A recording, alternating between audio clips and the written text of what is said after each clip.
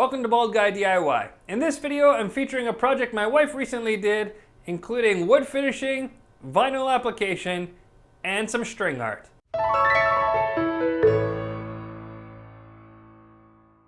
Usually on my channel, I'm featuring a project that I worked on myself, but this week, I'm featuring a project my wife recently completed.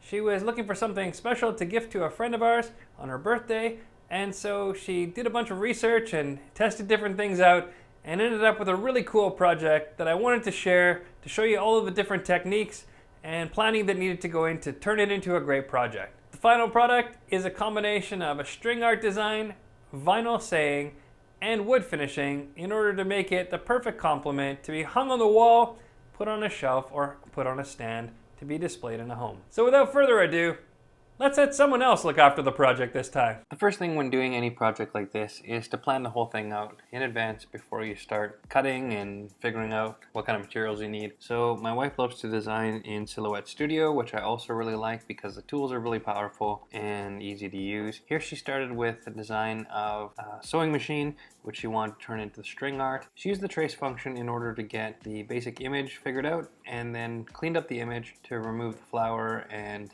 make the design a little simpler. She didn't record any of this part, so I'm simply going to give you a quick overview of the process. After cleaning up the image, turn it into a rhinestone pattern and adjust the rhinestone settings in order to get even spacing, which will represent where your nails are going to be. By adjusting the spacing, you then have a pretty good idea of what it should be, and then you can release the rhinestones from the path and manipulate them and move them into a position to clean up the image and make it a little more precisely what you want. As you can see here, that handle on the end was really quite mixed up, but after some playing around and adjusting, she was able to get everything the way that she wanted it. And I'm not going to show you the whole process, but after tweaking it and playing with it a bit, she got it to a finished pattern which represents the sewing machine quite well and will be perfect for putting the nails in later. She added the saying, "Beautiful things come together one stitch at a time," and grouped it in an arrangement that's the right size for the piece of wood that she wants to cut out. That border in there is the same size as the piece of wood, and then send it to be cut on our Silhouette Cameo 3. I cut a piece of pine board down to the 17" by 7.5" piece that she wanted, and then she used the orbital sander that we have in order to sand down all the edges, make the corners a little bit smoother, and get a nice finish on the board itself. She's going to use a Minwax here just to color the board, the Jacobin pigment, and she's just going to use paper towel here to work the stain evenly over the whole surface and then leaving it to dry overnight. The next day, she's going to take some white acrylic paint from the dollar store, mix it with water, and brush it all together in order to get a nice thin white coat. Now, if you were to apply like a white or gray stain instead, you wouldn't get the combination of highlighting that you get by putting the dark stain underneath and then the whitewash over top of it. But this technique does give you all of the tones and contrast that you'd like, but also lightens it up quite a bit, giving it more of a weathered or antique look, but still bringing through all of those tones and highlights of the stain below. As you can see by the side-by-side comparison of the front and the back, the whitewash does really pull out all of those textures and make it look really nice. Next, she's going to weed out the design, the silhouette cut. On the side of the rhinestones, she's going to remove all of those holes and leave the masking in place, which will make it simple to put the nails where each of the holes is. The outside size of this is the exact same size as the board that I cut, so it'll be very easy to align the whole design by just simply lining up the edges of the fully masked design with the edges of the board. Once all the rhinestones have been removed, the holes being emptied, it's time to remove all of the extra from the words. Now, of course, the words, you're going to be removing all the background and leaving the words there, where on the rhinestone side, you're removing all of those individual holes and leaving the masking in place. Once the design is weeded, it's time to add the transfer tape and simply cutting it to the right size and laying the design on top before smoothing it down, which will give it a nice even application without a lot of bubbles. Trim the edges of the transfer tape down and it's ready to apply to our board. She's using the vertical hinge method here because the design is so wide. Simply going to place a piece of painter's tape down the middle of the design and tape it down to the board, which is going to hold it in place while she removes the backing. Now, again, because of the same size, it's very easy for her to just line up the edges and be good to go. Using the squeegee to make sure the design is good, she's going to remove the backing from the side of the masking and then cut away the backing in order to apply the design.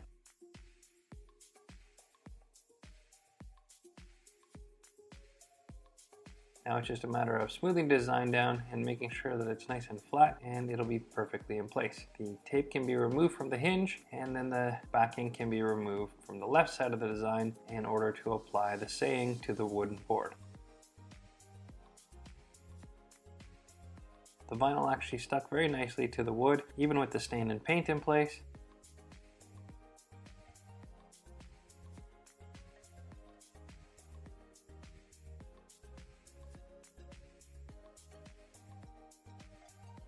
It was easy to remove the transfer tape as she pulled it away.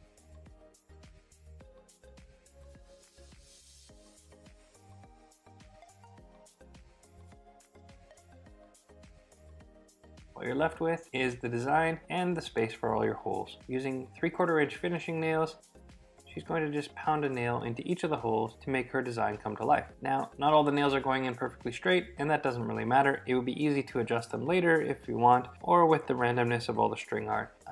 The nails perfectly in place isn't going to make a big difference. One of the things that does matter is the height of the nails, that they're kind of consistent, so that the overall project looks more uniform, but none of it has to be perfect, because again, the string itself has a bit of a randomness to it, and doesn't cause you to focus on any one little detail. As you can tell, this project is fairly time consuming, but a lot of the steps are almost therapeutic in the sense that you just continue through the same thing. It's quite easy knowing where all of the holes are and just simply following around while you match a nail to every hole location. With all the nails finished up, it's just a matter of going back over and making sure the heights of them seem pretty consistent and adjusting any of the leanings. If you'd like to straighten them out a little bit, you could always do it with a pair of pliers. Then it's simply time to remove that masking and leave the nails all by themselves on the board, making it look like you managed to put them all there freehand, even though you had a tool, a template that you followed the whole time. Now, sometimes it was a little bit difficult to remove it around the nail, so she just cut away the vinyl with a craft knife and pulled it away from the surface. With all of the masking removed, you can see the nails are in place and ready for some final adjustments and the string to be added. My wife used a light gauge knitting yarn and found that it was the right combination of weight and ease of use. In order to apply the string easier, taking a ballpoint pen and removing the inside so that you use the hollow tube of the pen in order to act as a conduit for the yarn. That'll make it so that it doesn't chafe your skin as much, and it'll roll through smoothly without a lot of friction on the yarn itself. That makes the whole process a lot easier. If you have to do this for an hour or more, all freehand, your hands might get tired, your tension would be less consistent, and it's just not as smooth as using this pen tube. To get it started, simply tie a couple of knots in the end of the yarn. You could use a slip knot if you want. Here she just used a couple simple knots, and then through the pen tube, as you go from nail to nail, you're just going to do a complete circle around each nail in order to create a little bit of tension and stability to the design. In order to start, she just simply did the entire border, but there isn't really a methodology that you need to follow. You can kind of choose your own adventure. Having that outside edge enhanced or set off, it gives you a bit of an idea of the actual borders and design of the image, but how you choose to do it is really up to you. There isn't a right or wrong way to do it. Following along, you just simply go like connecting the dots and choose a pattern that causes it to fill in nicely as you go. The most important thing is just keeping the design fairly even as far as the height goes, not necessarily that it's done in any particular pattern or order, but just that the height is fairly consistent, so it doesn't look like the image bends toward and away from you. If the height is fairly consistent, it looks nice and even. After doing the border, she begins to fill in, and just like you could imagine if you were using pencil strokes, the more lines that you use to connect, the darker the image becomes. If you go lighter, or if you do less lines, the whole image looks a little bit lighter. So as she goes along, she's just going to emphasize the areas that she wants to be darker, and then come back and fill in the areas until she gets the even look that she's trying to achieve. Of course, this is all sped up quite a bit in order to keep your attention, but it took about an hour to do all of the stringing. It's easy to emphasize a certain area for a while and then move on to other areas and make sure it's all filled in evenly. Of course, if you wanted to draw attention to certain areas or if you wanted some variation of contrast, you simply fill in as you think it should be. Give it a more randomized appearance, you can go to different nails, not just following the same paths over and over again, and create whatever kind of design you want. As she achieved the fill that she was looking for, towards the end here she decided that she did want to emphasize that outside border of the whole design and went over it a couple more times in order to get it nice and bold and emphasized. At the end, she tied off a couple knots and then decided to leave the end a little bit long and tuck that in with a pair of tweezers in order to hide it. With all the string art done, she wanted to add a needle here to again include that image of a sewing machine with a little bit of Gorilla Glue, and putting it in place with the tweezers, she was able to get it all lined up.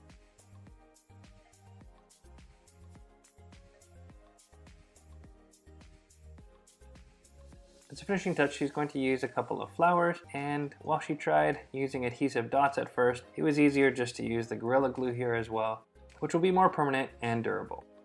Here's a final look at the finished creation in all its beauty. So as you can see, this project took some planning, thought, and combination of different ideas in order to make something unique and special. To me, DIY is all about combinations of ideas and inspiration. Finding things that inspire you to try this and then combining it with something else that might add a little bit extra to the project.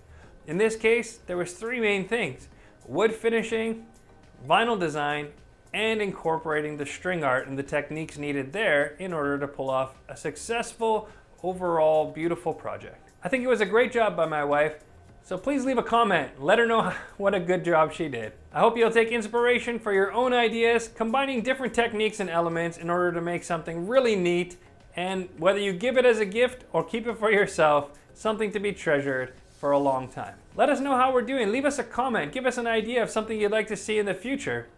Subscribe to the channel and ring the bell in order to be notified when we post a new video every week. Follow me on Twitter or send me an email with any questions or ideas you have, or if you just want to know more about the types of projects we use, the equipment that we have, any of those kinds of things. Until next time, in all your DIY projects, however you string them together, don't be afraid to be balder.